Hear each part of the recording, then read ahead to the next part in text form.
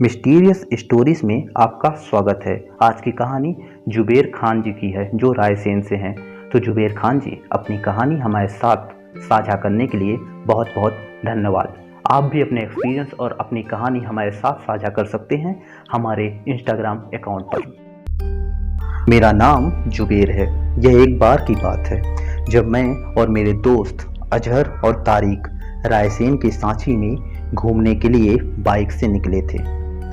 तो हमें रास्ते पर एक गढ़ी नाम का गांव मिला। हम उस गांव को पार कर मेन रोड पर जा रहे थे। तभी रास्ते पर हमें एक बहुत बड़ा पीपल का पेड़ दिखाई दिया। वो पेड़ काफ़ी बड़ा और भयानक था। उसमें कई कपड़े टंगे हुए थे। मेरे दोस्त अजहर ने बताया कि उस पेड़ के बारे में कई डरावने किस्से मशहूर हैं। ऐसा माना जाता है कि इस पेड़ में एक खबीस शैतान रहता है। उस पेड़ के बारे में ही हम बात करते करते सांची पहुंच गए। सांची घूमकर वापस लौटते वक्त मैंने कहा कि अब हम उस रास्ते से नहीं जाएंगे। अजहर ने भी कहा हाँ अब हम उस भयानक पेड़ के रास्ते से नहीं जाएंगे। पर तारिक नहीं माना। वो अपनी जिद पर अड़ा रहा। उसकी जिद के आगे हम दोनों को हार माननी पड़ी। हम उसी रास्ते से वापस चल पड़े। रात के लगभग 10 बज चुके थे। सड़क एकदम सुनसान थी। हमारे आगे पीछे बस 1-2 गाड़ियां ही आती जाती दिख रही थी। कुछ देर बाद अब वो भी 1-2 गाड़ियां भी दिखनी बंद हो गई। अब सड़क पर एकदम सन्नाटा था और बस हमारी बाइक ही सड़क पर चल रही थी। हम लोग आपस में बातें कर रहे थे। तभी मेरे दोस्त ने कहा कि बाइक की स्पीड बढ़ा। मैंने भी कहा हाँ भाई बाइक की स्पीड बढ़ा, ऐसे तो हम पहुंचने से रहे। उसने बाइक की स्पीड बढ़ाई पर बाइक की रफ्तार 20 के ऊपर नहीं बढ़ी। हम ये सोच ही रहे थे कि गाड़ी की स्पीड क्यों नहीं बढ़ रही।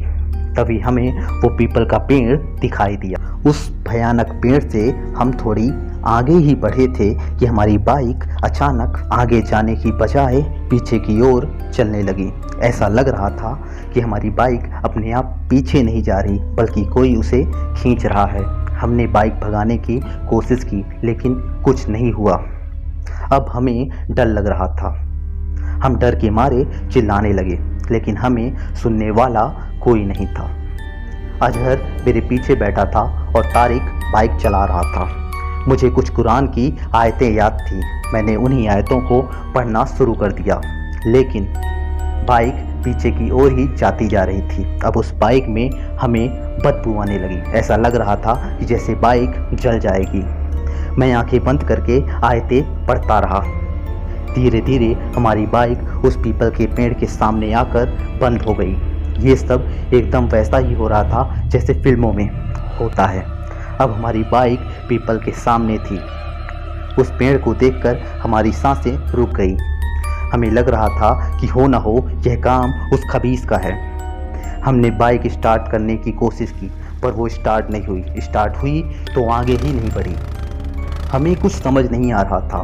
तभी हमें एक कार की लाइट दिखाई दी। वो कार जब आगे निकली तो हमारी बाइक अपने आप स्टार्ट हो गई। मैंने तारिक से कहा बाइक भगा। मेरे दोस्त ने फुल स्पीड में बाइक भगाई और फिर हम एक ढाबे पर जाकर रुके। हम तीनों की धड़कनें तेज हो गई थी। हम अब भी कांप रहे थे। हमें लगा कि जैसे हमें एक नई जिंदगी मिल गई हो। लेकिन वो रात आज भी मेरी आंखों के सामने घूमती है। उस मंजर को याद करके मेरी रूह आज भी सहम जाती है।